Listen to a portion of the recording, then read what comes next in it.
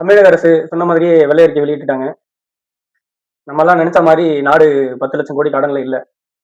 அதுக்கு பதிலா 13 லட்சம் கோடி கடன்ல இருக்கான். இதெல்லாம் எதுக்குன்னு நினைக்கிறீங்க? மகளிருக்கு 2500, தங்க மோதிரம், தாய்மாமன் சீர், இதெல்லாம் எப்படிங்க செய்ய முடியும்? இதுக்கெல்லாம் கொஞ்சம் அவகாசம் கொடுங்க அப்படின்னு திசை திருப்புறதுக்கு. கடனை பத்தி மட்டுமே பேசின இந்த நிதியமைச்சர் ஏன் வருவாயை பத்தி ஒரு வாய் கூட திறக்கல? அதுலயும் அவங்களே சொல்றாங்க, விதிக்கப்பட்ட வரம்புகளுக்குள்ளதான் கடன் வாங்கியிருக்காங்களாம். அதுல அவங்களுக்கு எந்த மாற்று கருத்தும் இல்லையாம். நம்ம நிதியமைச்சர் பேசுனதுல ஒரே ஒரு உண்மையான விஷயம், கண்டிப்பா 100% உண்மையான விஷயம் என்னன்னு பாத்தீங்கன்னா, நீதி பற்றாக்குறையாம். நீதி பற்றாக்குறைகளை கட்டுப்படுத்தி இதை கண்டிப்பா வாய் தவறி வந்த வார்த்தையா இருந்தாலும் மக்கள் ஒத்துக்கதான் வேணும். நாட்டுல நடக்கிற குற்ற சம்பவங்கள்லாம் பார்த்தா நீதி பற்றாக்குறையா தான் இருக்கு. இல்லைன்னா கும்மிடி பூண்டி சிறுமியை வந்து அவசர அவசரமா அடக்கம் பண்ணும்போது அமைதியா இருந்திருப்போமா? இல்ல 3 மாத காலமா காவல்துறை கட்டுப்பாட்டுல இருந்த தன் மகன் இறந்துட்டாருன்னு சொல்லிட்டு அவரோட உடலை வாங்காம போராடிட்டு இருந்த மக்கள் கிட்ட இருந்து மக்களையே கைது பண்ணி அந்த உடலை அடக்கம் பண்றதுக்கு முற்படுவோமா? ஆனா சில பேர் என்ன தெரியுமா பண்ணிட்டு இருக்காங்க? சிஎம் சார் போட்டு போட்டு வந்தாரு, சிஎம் சார் அவரோட கார் அவரே ஓட்டிட்டு போனாரு, சிஎம் சார் டிஃபன் பாக்ஸ்ல இதெல்லாம் ஒரு உலக அதிசயமா? இல்ல யாருமே பண்ணாததா? மனசாட்சி இல்லாம எப்படி உங்களால இதெல்லாம் நார்மலைஸ் பண்றீங்க? எப்படி உங்க மனசு ஏத்துக்குது இதெல்லாம்?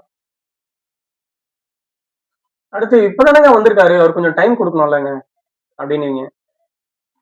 நாட்டு நிலைமை என்ன, மக்களுக்கு என்ன தேவை இருக்கு, இதெல்லாம் எப்படி சரி செய்ய முடியும், நாடு இருக்க கடன் பிரச்சனையில எப்படி இப்படியான அறிவிக்கைகள்லாம் வெளியே விடுறீங்க? அப்போலாம் எல்லாம் இல்ல விஜயண்ணாதான் சொல்லிட்டு இருந்தீங்க. எனக்கு விஜய் தான் பிடிக்கும். ஹஸ்பண்டா அண்ணனான்னு கேட்டா அண்ணன் தான் மெயின். ஒரு பவுன்ன்றது எவ்வளவு ஒரு பெரிய விஷயம். இப்பயே ஒரு பவுன் வந்து 1,30,000 ஆகுது. இவர் ஒரு வீட்டுக்கு தரல, ஒவ்வொரு பெண்களுக்கும் கல்யாணம் ஆகிற பெண்களுக்கு கொடுக்குறாங்க. அது இல்லாம தாய்மாமன் சீருன்றாங்க. அது எங்களுக்கு இன்னும் ஒரு கஷ்டமா இருக்கு. யார் இந்த காலத்துல போல என் உயிர் போனா மயிரே ஒண்ணாச்சு, உயிர் என் தலைவனுக்காக போகுதுன்னு வச்சுக்க அசால்ட்டா விட்டு போவேன். நாளை நமது உண்மையான கிறிஸ்தவன், உண்மையான தமிழன். தங்கச்சி வந்து கன்சீவா இருக்காங்க. கன்சீவ்னா இப்பதான் 1 மந்த் ஆகுது, சாரி 1 வீக் தான் ஆகுது, கன்ஃபார்ம் ஆயிருக்கு. எந்த கட்சியா அந்த தற்கொலை யாருங்க? அவங்க தற்கொலை, அவங்க அப்பன் தற்கொலை, அவன் தற்கொலை. எங்க அண்ணனுக்கு தற்கொலை ஆகணும். 6 சிலிண்டர் எப்படி ஃப்ரீயா தருவான், அதெல்லாம் தரமாட்டான் அப்படின்றாங்க. அப்படிலாம் கிடையாது. இப்போ வந்து ஸ்டாலின் சார் ஃபுல்லா கஜானா காலி பண்ணிட்டு போயிருக்காரு. ஸ்டாலின் சார் ஃபுல்லா காலி பண்ணிட்டு போயிருக்காரு. எங்க தளபதி அதை ஃபுல் பண்ணி எல்லாருக்கும் சொன்ன எல்லா செயல் திட்டத்தையும் செயல்படுத்தி. கட்சி சொல்றீங்களா? எத்தனை வருஷம் தான் எல்லாரும் ஆளுவாங்க? ஒரு தடவை வாய்ப்பு கொடுத்து பாருங்களேன். ஆனா அவர் என்ன தெரியுமா சொல்றாரு? மக்கள் பணத்துல இருந்து கொடுப்பேன்னு சொல்லல. ஏன் பணம்? நான் ஏன் பணத்தை தரேன்? மக்கள் பணம் எனக்கு தேவையே கிடையாதுன்னு அவரு. தளபதிக்காக எங்க உயிரை நாங்க கொடுப்போம். ஆனா வந்து பல போராட்டங்களுக்கு மீறி வந்திருக்கோம் சார். வேலை போனாலும் பரவாயில்ல, குடும்பம் போனாலும் பரவாயில்ல, எது போனாலும் பரவாயில்லன்ற மாதிரி நாங்க தலைவனை பார்க்க வந்திருக்கோம். புட்டு நல்லா இடைவெளி விட்டு உள்ள விட்டாங்க, நல்லா இருந்து சந்தோஷமா இருந்தாங்க, நல்லா பார்த்தாங்க, நல்ல பாதுகாப்பாக உள்ள விட்டாங்க. மகளிருக்கு நல்ல கேப் விட்டு நல்லா இடைவெளி விட்டு உள்ள விட்டாங்க, நல்லா இருந்து சந்தோஷமா அவங்க நல்லது பண்ணுவாங்கங்கிற ஒரு கேள்வி இருக்கு. என்னோட கேள்வி என்னன்னா, டிவோர்ஸ் ஆனவன் நல்லது செய்ய மாட்டான்னு ஏதாவது சட்டம் போட்டுருக்காங்களா என்ன?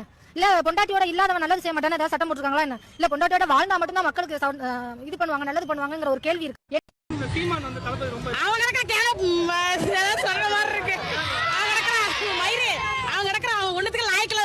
பேசி கிடக்கிறான் வந்து 2020 எங்க அண்ணன் சிஎம் அவர் தான்.